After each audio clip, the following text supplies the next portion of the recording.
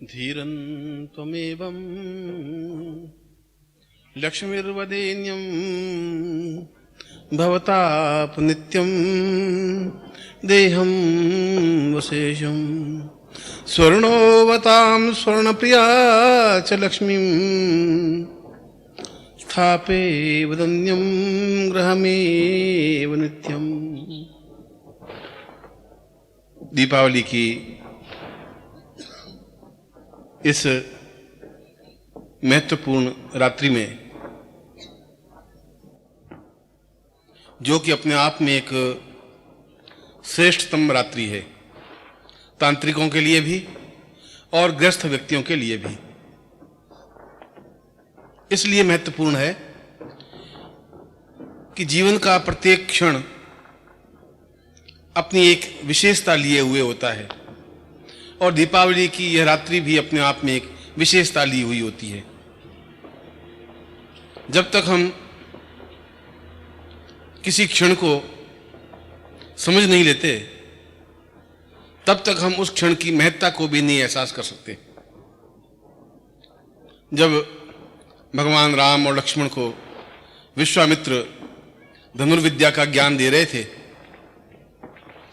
तब उन्होंने उन दोनों बालकों को, उन दोनों राजपुत्रों को काल ज्ञान भी दिया और सबसे पहले उनको काल ज्ञान का चिंतन कराते हुए बताया कि धनुर्विद्या या जीवन में विजय प्राप्त करने की क्रिया तब तक संभव नहीं है जब तक तुम्हें काल का ज्ञान नहीं होगा, समय का ज्ञान नहीं होगा, क्षण का ज्ञान नहीं होगा, क्योंकि प्रत्येक क्षण अपने आप में एक अलग महत्व लिए हुए होता है।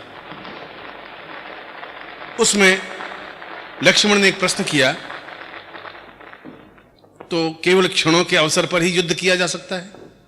अगर क्षण विशेष नहीं हो तो युद्ध में विजय प्राप्त नहीं हो सकती? उनका हो तो सकती है, मगर अपने आप में अत्यंत कठिन और कठोर होती है। इसकी अपेक्षा यदि क्षण का ज्ञान हो, समय का ज्ञान हो, तो वह विजय अपने आप में पूर्ण साफल्यतादायक हो सकती है, हो जाती है।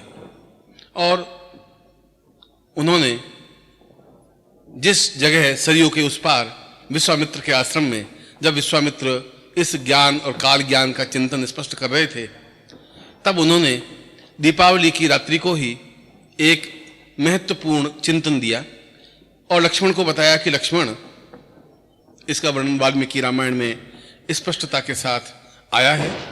और मैं वाल्मीकि रामायण का उदाहरण इसलिए दे रहा हूं कि वाल्मीकि राम के समय में जीवित थे। वाल्मीकि ने जो कुछ देखा है वह लिखा है। जब सीता को वापस वनवास हुआ तो वाल्मीकि का आश्रम में रही। तुलसीदास तो आज से 300-400 साल पहले पैदा हुए। तुलसीदास ने तो जो कुछ सुना वो लिखा, वाल्मीकि ने जो कुछ देखा वह लिखा। और वाल्मीकि ने उस विश्वामित्र और राम लक्ष्मण की साधना को भी देखा, धनुर्विद्या को भी देखा, और उस समय उसने एक इतिहास लिखा। इसलिए मैं वाल्मीकि रामायण का उदाहरण दे रहा हूं। और वाल्मीकि रामायण के दूसरे खंड में श्लोक आता है, रामोवताम देवपदैव तुल्यम विश्वोन्मताम विश्वमतेव तुल्यम ज्ञानोमताम ज्ञानगणेव गणितम क्षणो वदान्यम वदतम वदैव। विश्वामित्र ने लक्ष्मण को धनुष पर बाण संधान करने के लिए कहा कि तुम अपने इस धनुष पर बाण चढ़ा दो, और जब मैं कहूं तब तुम इस ताड़ के जो ये 7 पेड़ हैं, इन ताड़ के 7 पेड़ों पर एक साथ बाण चला करके 7 पेड़ों को एक साथ बींध देना है, बांध देना है, वेद देना है, और तुम तैयार हो जाओ। लक्ष्मण उस सर पर, उस धनुष पर संधान करके खड़े हो गए और रात्रि के उस विशेष क्षण में, जो क्षण स्वर्ण प्रिया क्षण कहलाता है, और यह प्रत्येक अमावस्या को स्वर्ण प्रिया क्षण आता है, उस विशेष क्षण में विश्वामित्र ने ओंकार भरी और लक्ष्मण ने तीर चलाया। और उस तीर के चलाने के बाद में विश्वामित्र ने कहा कि लक्ष्मण, तुम स्वयं इन 7 ताड़ के पेड़ों को देख लो। तुमने तो एक क्षण में बाण चलाया है और सातों ताड़ के पेड़ों को पार करता हुआ बाण बाहर निकल गया है। और लक्ष्मण ने पास में जाकर के देखा कि पहला पेड़ अत्यंत स्वर्ण के समान कांति वाला बन गया है, जैसे सुनहरी उसके ऊपर पर चढ़ गई हो। दूसरा ताड़ का पेड़ जो उससे 4 फीट पीछे था वह हल्के सोने के रंग का रहा। तीसरा पेड़ रजत की तरह का बना, चांदी की तरह का। चौथा पेड़ एक ताम्र वर्ण का बना और 7वां पेड़ बिल्कुल वैसा ही ताड़ का पेड़ रहा जैसा था। उसने लक्ष्मण को पूछा कि लक्ष्मण, तुम्हें बाण छोड़ने में और बाण को सातों इस ताड़ के पेड़ों को पार करने में कितना समय लगा? उसने कहा मुश्किल से क्षणार्ध, 1 क्षण का भी आधा, मुश्किल से 2 सेकंड। उसका 2 सेकंड की कितनी अधिक महत्ता है कि पहला पेड़ पूर्ण स्वर्ण का युक्त बन गया और 7वां पेड़ केवल ताड़ का पेड़ ही रह गया। सातों पेड़ या तो ऐसे ही रहते जैसे थे या सातों स्वर्ण के बन जाते, मगर उस पहले क्षण अपने आप इतना मूल्यवान था, दूसरा क्षण उतने हल्का रहा, तीसरा क्षण उससे भी हल्का रहा। इसलिए प्रत्येक क्षण का अपने आप में मूल्य और महत्व है। यदि उस क्षण को समझ सकें, यदि उस क्षण का उपयोग कर सकें, यदि उस क्षण में किसी देवता को आबद्ध कर सकें। और वहीं पर इस घटना के कुछ ही मिनट बाद रावण का आगमन होता है और वहीं पर राम, लक्ष्मण और रावण का पहला परिचय होता है। रावण खड़ा खड़ा देख रहा था और रावण ने इस बात को अनुभव किया कि विश्वामित्र से श्रेष्ठ काल गणना करने वाला कोई ऋषि नहीं हो सकता। और पहली बार रावण विश्वामित्र के चरणों में सिर रखता है और अपना परिचय देता है कि मैं कश्यप का पुत्र, शिव का भक्त, जो सिर कभी भी शिव के अलावा किसी पे झुका ही नहीं, वो सिर आपके चरणों में झुक रहा है और केवल मैं स्वर्ण प्रिया साधना करना चाहता हूं। यदि उस क्षण के मूल्य से पहला पेड़ स्वर्ण का बन जाता है तो जरूर उस क्षण की कोई महत्ता है। और महर्षि विश्वामित्र, मैं इस बात को भी समझ रहा हूं कि आपने जिस क्षण को संधान करवाया है उस क्षण का आपके किसी मंत्र से संबंध जरूर रहा होगा। यह मैं तंत्र का ज्ञाता दशकंधर रावण आपके सामने निवेदन कर रहा हूं। यह सारी घटना विश्वामित्र संहिता में आई हुई, विश्वामित्र उसमें वाल्मीकि रामायण में आई हुई है। विश्वामित्र ने कहा कि तुम चतुर हो और तुमने इस बात को भांप लिया है कि जब लक्ष्मण संधान कर रहा था तब क्षण और उस समय मैं जो मंत्र का संधान कर रहा था उन दोनों की टकराहट से यह पहला स्वर्ण बना, पहला ताड़ का पेड़ स्वर्ण बना। तो इसलिए कि उस मंत्र और क्षण दोनों का आपस में संबंध बना। दूसरा, जब वह तीर दूसरे ताड़ को छुआ तब तक मैं मंत्र के उस भाग को 4 अक्षरों को पार कर चुका था। तब अगले 4 अक्षर और वह बाण उस ताड़ को लगा होगा। इस प्रकार से कुल 30 अक्षरों के मंत्र को मैंने बोला। इधर 30 अक्षरों का मंत्र समाप्त हुआ, उधर उसका तीर 7 ताड़ों को पार हुआ। इसका मतलब हुआ कि मंत्र भी अपने आप में उतने ही तेजस्वी हैं अगर विशेष क्षण में मंत्र का उपयोग किया जाए। और आपने लंका में देखा होगा कि लंका में आज भी बौद्धों के विहार तो बहुत हैं, बौद्ध मंदिर बहुत हैं, क्योंकि वहां सारा कोलंबो बौद्धों से भरा हुआ है। मगर जो लंका है, लंका के प्रवेश द्वार पर एक ही मंदिर है, विश्वामेत मंदिर। विश्वामित्र नहीं, वो विश्वामित्र को विश्वामेत कहते हैं। और उस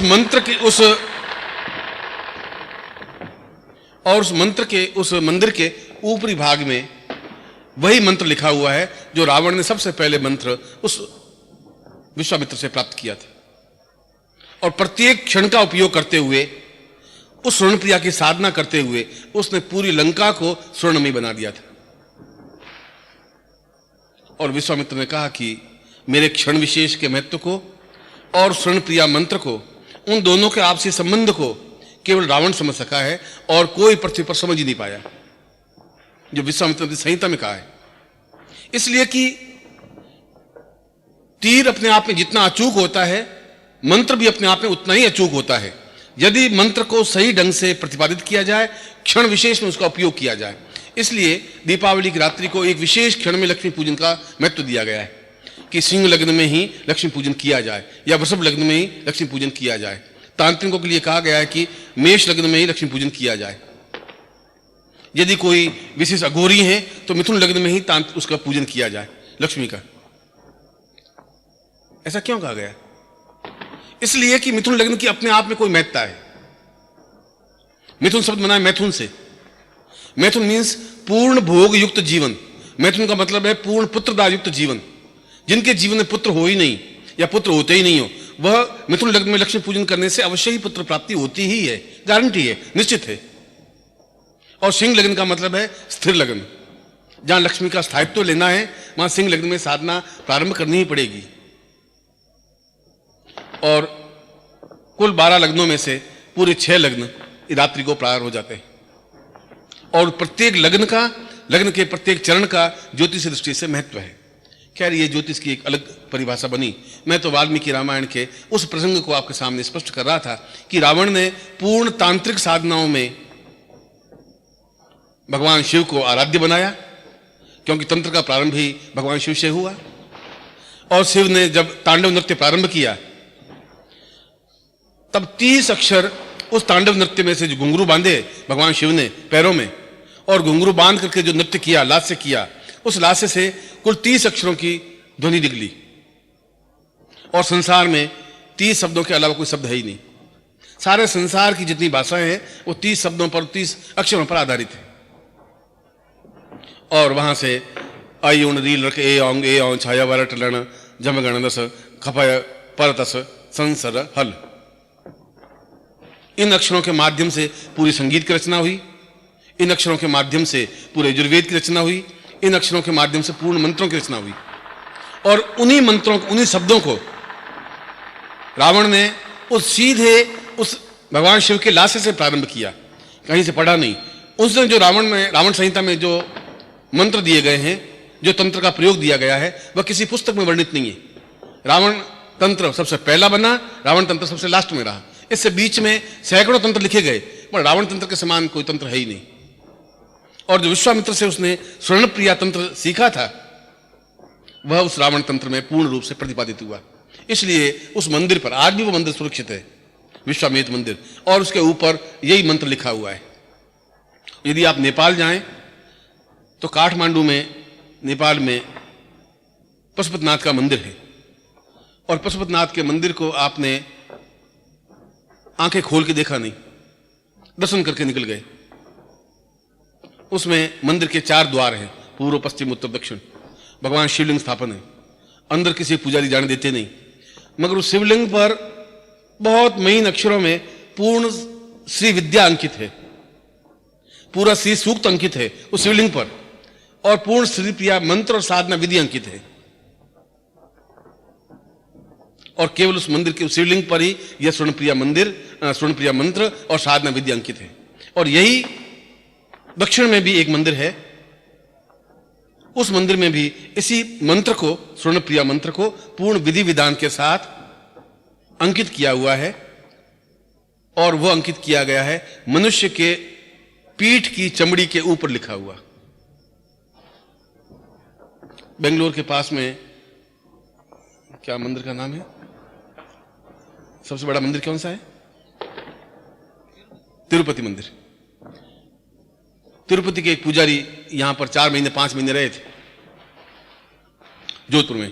यहां पर मंडोर स्थान है, मंडोर में आगे गुफाएं हैं, वहां कई साधक साधनाएं आज भी कर रहे हैं, तांत्र साधनाएं सीख रहे हैं। यहां तो संभव नहीं है, पर जो वास्तव में सीखने के इच्छुक हैं वो सीख रहे हैं। 10-12 शिष्य आज भी वहां हैं, जो 4 साल से, 3 साल से, 5 साल से हैं। उस गोविंदाचार्य ने, जो तिरुपति मंदिर के थे, उन्होंने कहा कि गुरुजी आप तिरुपति दर्शन किए? उन्होंने कहा 5-6 बार गया। उनका गुरुजी तिरुपति दर्शन आपने किए ही नहीं। मैं पुजारी हूं, मैं तो कई सालों से पुजारी हूं, मैं जानता हूं कि तिरुपति कहां है। मैंने कहा है कि ऊपरी मंदिर में तिरुपति की मूर्ति है ही नहीं। तिरुपति मूर्ति तो गर्भगृह में, गहराई में, जिसमें 108 सीढ़ियां हैं, सीढ़ियों के नीचे ओरिजिनल जो मूर्ति है वो तो वहां स्थापन है, जो हीरों से जड़ी हुई है टोटल, वो बाहर रखते ही नहीं। और जो कोई वीआईपी होते हैं विशिष्ट, उनको ठेठ अंदर ले जाकर पूजन करते हैं। अब कि आप आओगे तो मैं आपको मूल विग्रह दिखाऊंगा। ये तो मेरे लिए आश्चर्यजनक बात थी कि लाखों लोग ऊपर दर्शन करके आ जाते हैं और तिरुपति के दर्शन नहीं होते। हमको हैदराबाद गए तो माता जी वाइफ को लेकर, पत्नी को लेकर के मैंने कहा चलो गोविंदाचार्य से मिल लेते हैं। और गोविंदाचार्य ने कहा कि गुरुजी मैं आपको दर्शन करवाता हूं, और ठीक गर्भगृह में ले गया विशेष अनुमति से। और वहां बहुत बड़ा कक्ष है, उसमें तिरुपति की पूर्ण हीरों से युक्त, कोई उसमें जॉइंट नहीं है, कोई पत्थर नहीं है, हीरे से हीरा जड़ा हुआ पूर्ण विग्रह है, शिवलिंग है और उस मूर्ति है भगवान विष्णु की। शरीर, आंखें, हाथ, कान, नाक केवल उन हीरों से जड़ा हुआ, हीरों से अंकित। और पूरे कमरे में उनकी रोशनी होती है, चारों तरफ पट्टे लगे हुए हैं। और उस जमाने में, आज से शायद हजारों साल पहले, जब लिखने का कोई स्थान नहीं था, तो कैदियों की पीठ पर पूरी चमड़ी उतार देते थे और उसको रसायन से लेप करके उसके ऊपर मंत्र लिखे और वे लटक रहे। और उसमें स्वर्ण प्रिया साधना का पूर्ण विधि विधान अंकित है। आप में से कोई भी जाके देख सकता है। इसका मतलब है कि यह बहुत प्राचीन विद्या है स्वर्ण प्रिया साधना।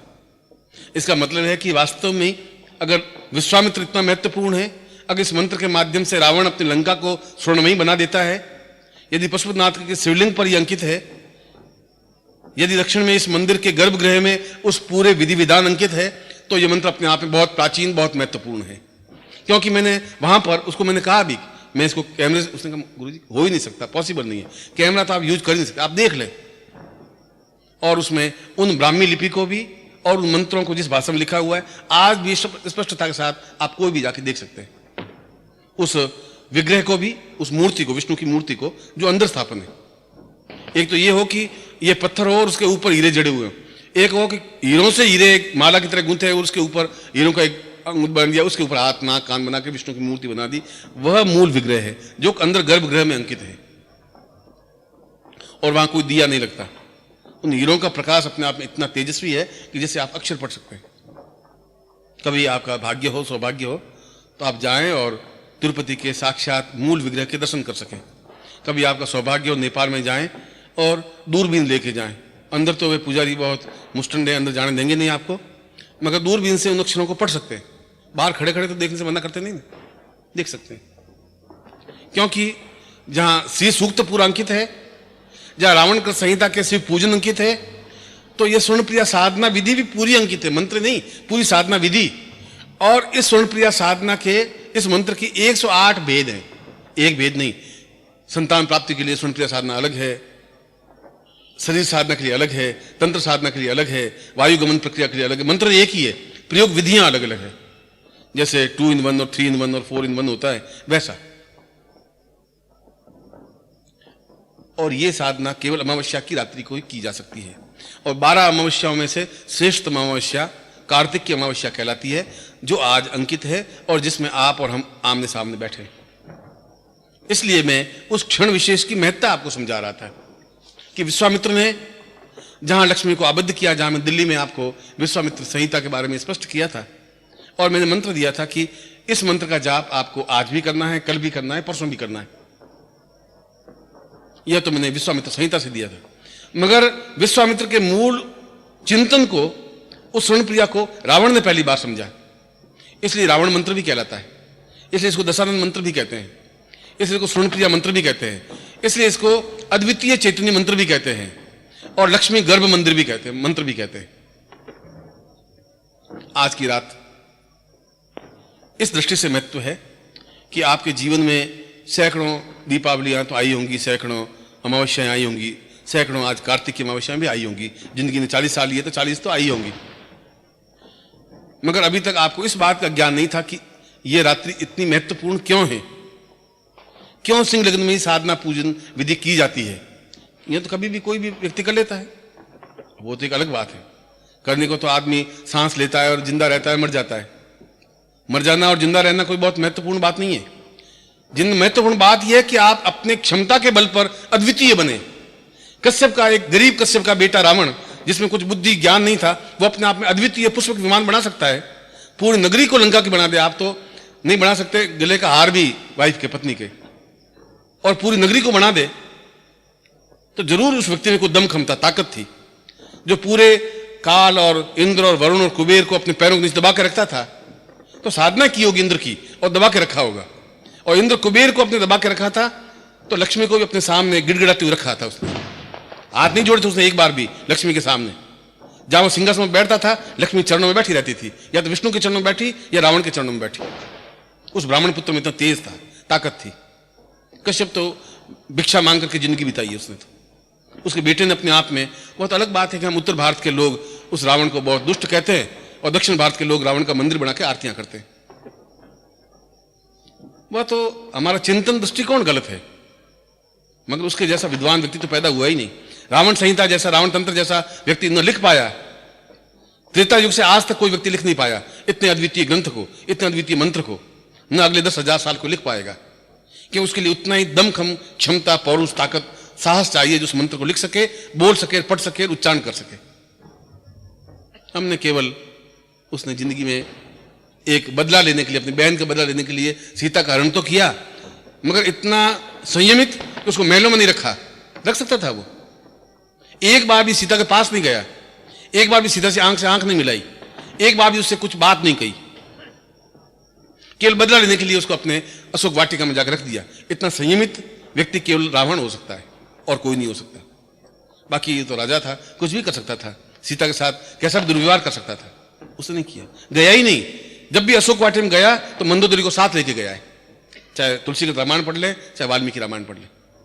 इतना संयमित जीवन व्यतीत करने वाला, इतना तेजस्वी और मेधावी व्यक्तित्व, ये तो एक विभीषण के उस कुचक्र से उस रावण की मृत्यु हो जाती है, समाप्त हो जाता है।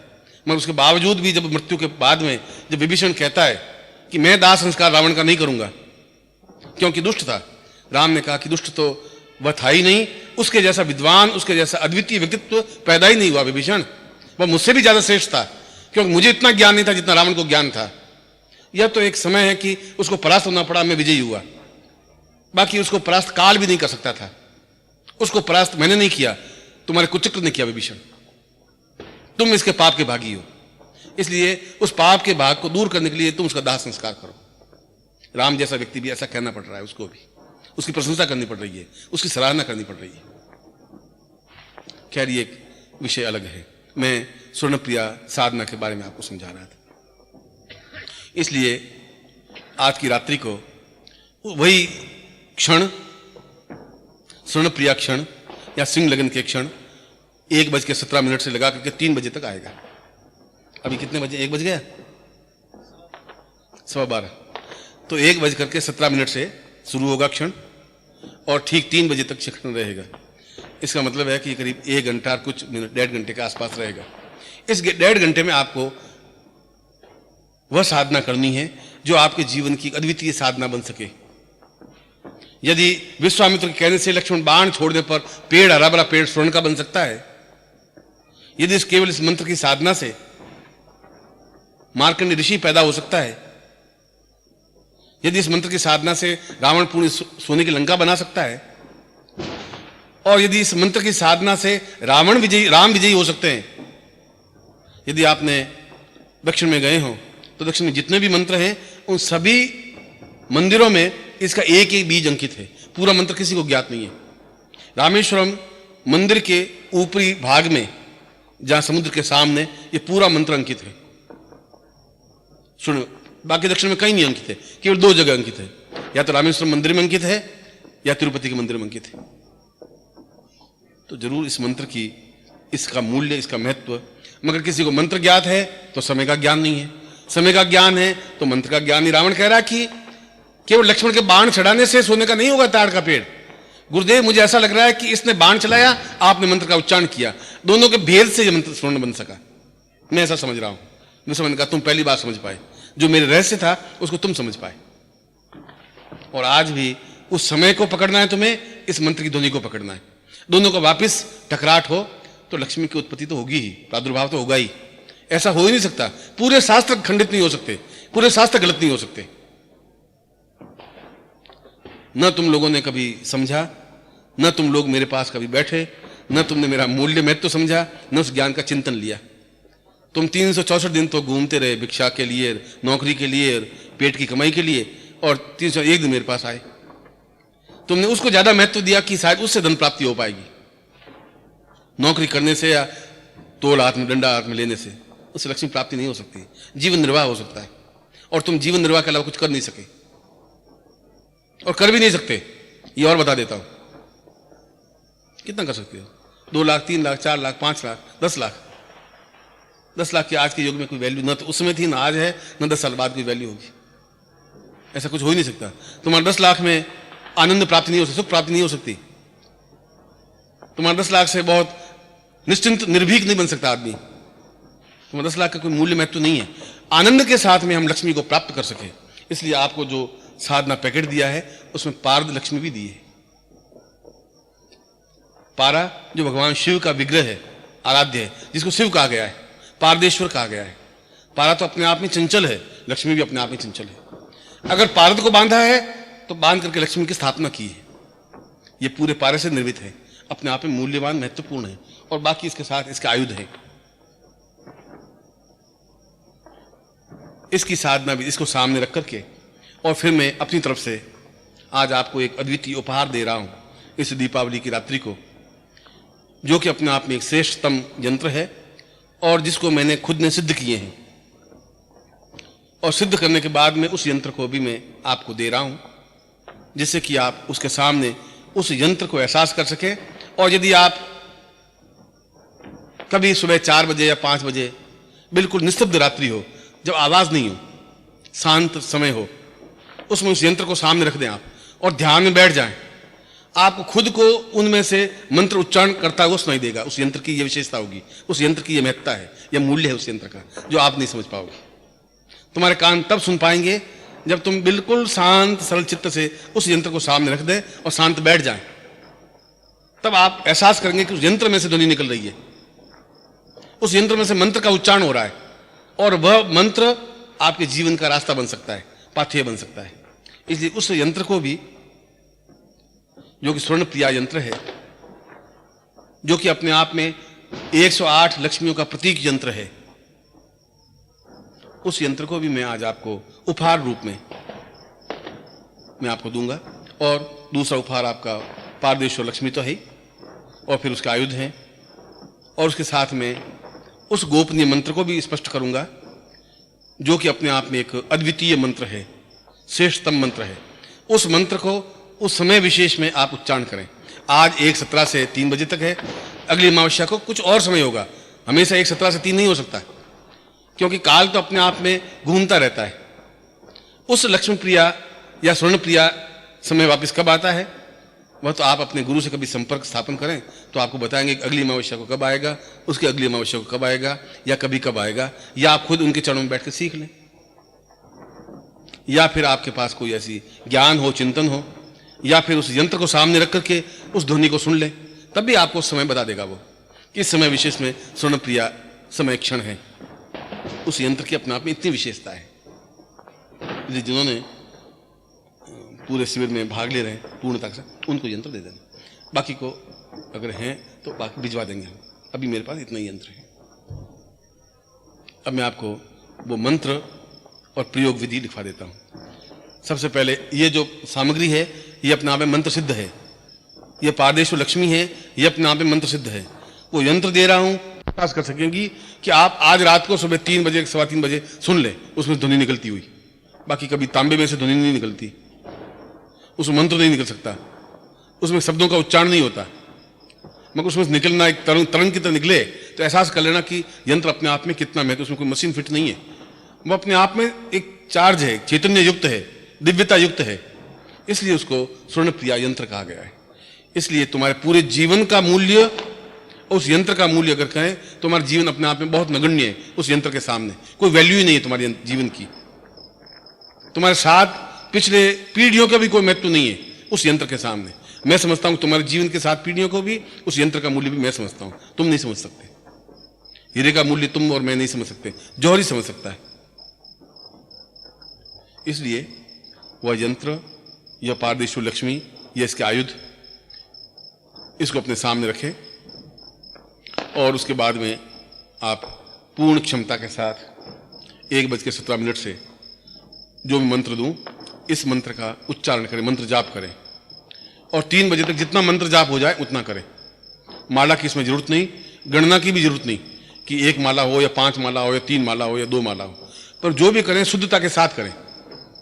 शुद्धता का मतलब पूर्ण उच्चारण हो, सही उच्चारण हो, यह बहुत जरूरी है। और फिर 3 बजे के बाद में आरती करें, निर्मोही आरती करवाएगा आपको, लक्ष्मी की आरती। और उसके बाद अपने घर में जाकर के किसी एक पात्र में, पात्र तांबे का हो सकता है, स्टील का नहीं होना चाहिए, लोहे का नहीं होना चाहिए, स्टील भी लोहा है, इसलिए किसी विशेष चांदी के पात्र में या ताम्र पात्र में या कागज पर या पत्ते पर या स्वर्ण पात्र में इन आयुधों को, इस पारदेश्वरी लक्ष्मी को और उस यंत्र को स्थापन कर लें। यदि हो सके तो नित्य सूर्योदय से पहले इस मंत्र की 1 माला फेरें। सूर्योदय से पहले इसलिए कह रहा हूं कि उस समय वातावरण फिर भी शांत होता है, फिर बाद में गाड़ियों की चिल्लाहट, भौं भां, फिर आप उस मंत्र जाप को एकाग्रता के साथ नहीं कर पाएंगे। इसलिए उस निस्तब्ध रात्रि में नित्य इस मंत्र जाप को करें। ऐसा कुछ बंधन नहीं है, सूर्य के बाद में मंत्र जाप कर ही नहीं सकते, ऐसा बंधन नहीं है, मगर जहां एकांत हो, शांत हो, सरलता हो, वहां इस मंत्र जाप को करें। आपने लंका को कभी पढ़ा नहीं, जब राम अंदर पहुंचते हैं, जब लक्ष्मण पूछते हैं लंका में प्रवेश करने पर, लक्ष्मण पूछ रहे हैं कि ये नगरी में विचित्र देख रहा हूं, इसलिए विचित्र देख रहा हूं कि यह एक वास्तुकला का अलग सा नमूना है। वह तो बीज रेखा गणित के अनुसार भवन निर्माण होना चाहिए, नगरी का निर्माण होना चाहिए, यह तो वैसा है ही नहीं, यह ऐसी कैसे है प्रभु?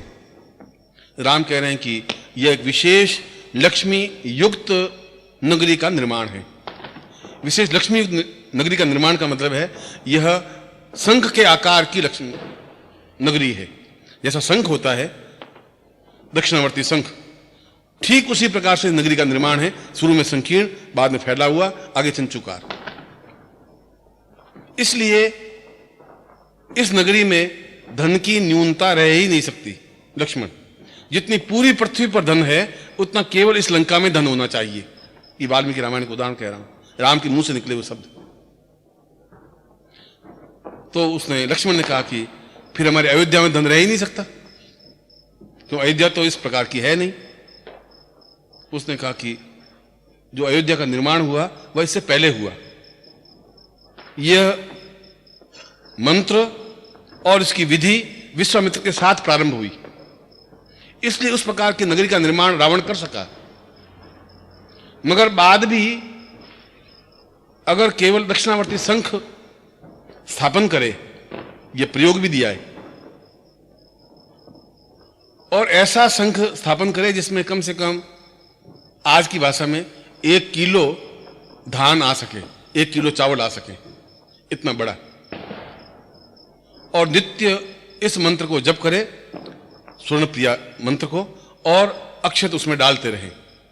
अक्षत का मतलब है टूटा हुआ चावल नहीं, अक्षत, पूरा चावल चुना हुआ डिब्बी में रखे, 1 मंत्र पढ़े 1 चावल डाल दे, 1 मंत्र पढ़े 1 चावल डाल दे, और जब तक वो शंख पूरा नहीं हो जाए, भर नहीं जाए चावलों से, तब तक उस साधना विधि को करता रहे।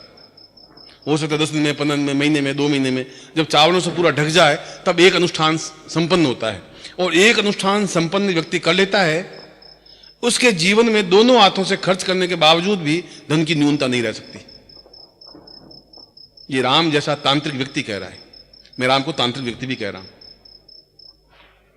क्योंकि लक्ष्मण को जब भेजते हैं राम, जब बेहोश घायल हो जाता है, गिर जाता है, तो राम लक्ष्मण को कहते हैं तुम जाओ और रावण से सीख के आओ कोई विद्या। लक्ष्मण तुनक के कहते हैं मैं उस दुश्मन के पास जाऊं और सीखूं, ऐसा कैसे संभव है? उनका तुम समझते नहीं हो, रावण के साथ करोड़ों विद्याएं समाप्त हो जाएंगी, करोड़ों विद्याएं पृथ्वी पर रहेंगी नहीं, इसलिए तुम्हें जाना चाहिए। मैं नहीं जा सकता, इसलिए नहीं जा सकता कि मेरी मां ने मुझे वनवास दिया है, तुझे वनवास नहीं दिया है। मुझे कह के नहीं कहा कि वन में रहोगे, वनवास है, तुम तो मेरे साथ आए थे, तो तुम जा सकते हो नगरी में, मैं नहीं जा सकता, मुझे वन में ही रहना है। और वो घायल रावण पड़ा है, और लक्ष्मण राम की आज्ञा से जाते हैं और जाकर के अहम में कि मैंने इस रावण को परास्त किया है, और उस सिर के पास खड़ा हो जाता है। और उसने, रावण कहता है कि मैं राम की आज्ञा से तुम्हारे पास आया हूं, उनको सीखना चाहता हूं। तो रावण कुछ बोलता नहीं। वो दूसरी बार कहता है तब भी बोलता नहीं। वो तीसरी बार कहता है तब भी रावण बोलता नहीं, आंखें खोल के देखता रहता है। लक्ष्मण तुनक करके वापस राम के पास आ जाते हैं। उनका आपने मेरा अपमान करने के लिए क्यों भेजा? 3 बार मैंने उनको कहा, 3 बार रावण बोला ही नहीं। अभी तो घमंड इतना अधिक है। उनका लक्ष्मण तुम खड़े कहां थे? कि मैं सिर के पास खड़ा था। कि शिष्य सिर के पास खड़ा नहीं होता, अगर शिष्य है तो चरणों के पास खड़ा होना पड़ेगा तुम्हें। तुम चरणों के पास खड़े होकर तुम कहो। वो रावण इतना मूर्ख नहीं है, विद्वान है, वो जरूर उत्तर देगा।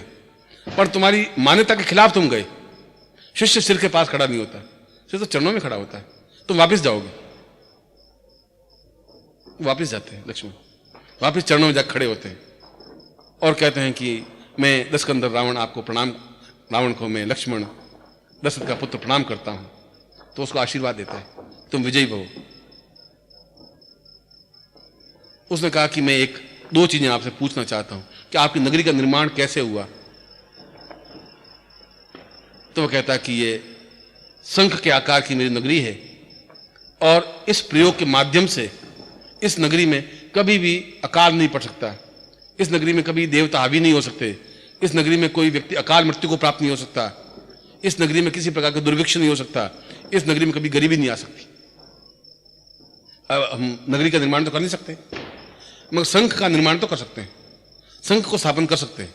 जो नगरी में नहीं हो सकता था वो हमारे घर में शंख के माध्यम से भी नहीं हो सकता।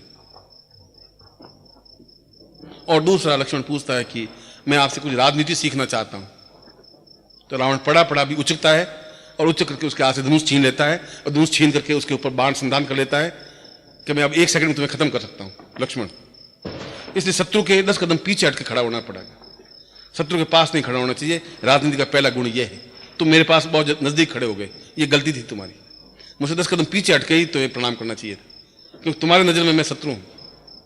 और तुमने दोनों प्रश्न किए, दोनों प्रश्नों का मैं जवाब दे रहा हूं कि राजनीति विश्वास के काबिल नहीं होती और धनवान बनने के लिए उस दक्षिणावर्ती शंख की साधना करनी ही चाहिए।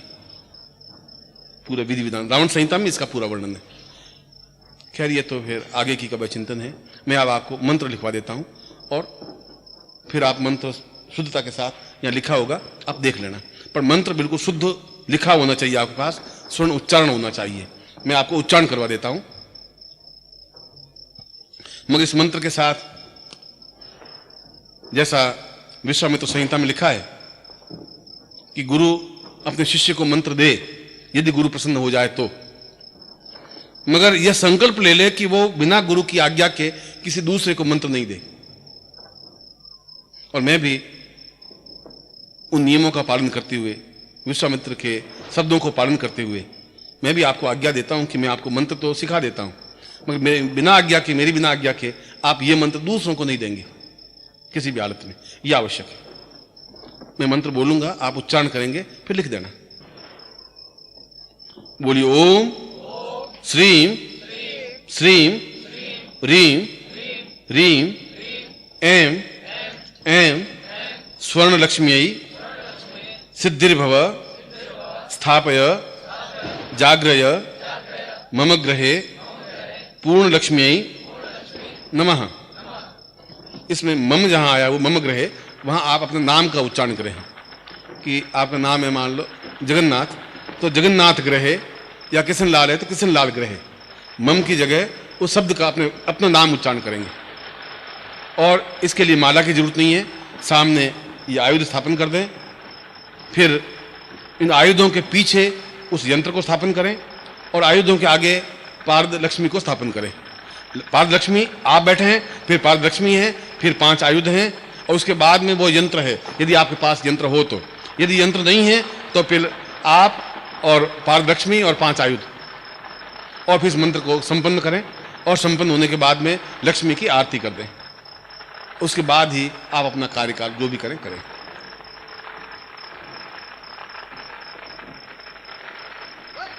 तुम्हारे करीब 12:30-1 बज रहा होगा, इसलिए मैं अपने प्रवचन को आज समापन कर रहा हूं कि आप समय पर आप इस साधना विधि को प्रारंभ कर सकें।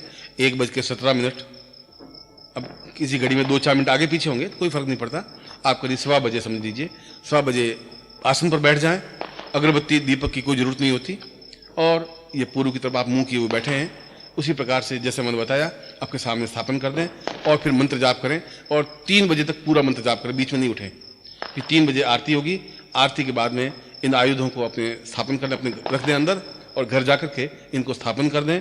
और जो मंत्र है इस मंत्र का रोज 1 माला या 2 माला या 4 माला या 5 माला या 11 माला जितनी आप में क्षमता हो मंत्र जाप करें। सुबह भी कर सकते हैं, रात्रि को भी कर सकते हैं, ऐसा प्रतिबंध नहीं है। मगर यदि स्वर्ण प्रिया क्षण हो, उन क्षण विशेष में मंत्र जाप करें तो ज़्यादा अनुकूल रहेगा। वह अगले अंक में, पत्रिका के अगले अंक में मैं 12 महीनों के स्वर्ण क्षण कौन से हैं वे मैं दे दूंगा, जिसका आप ज़्यादा से ज़्यादा उपयोग कर सकें। आप ही समझ सकेंगे स्वर्ण क्षण का तात्पर्य क्या है, बाकी पत्रिका वाले पढ़ेंगे समझ में नहीं आएगी, उनकी वो तो एक बात अलग है, न आप बता पाएंगे, दोनों बातें स्पष्ट है। मैं एक बार फिर आपको हृदय से आशीर्वाद देता हूं।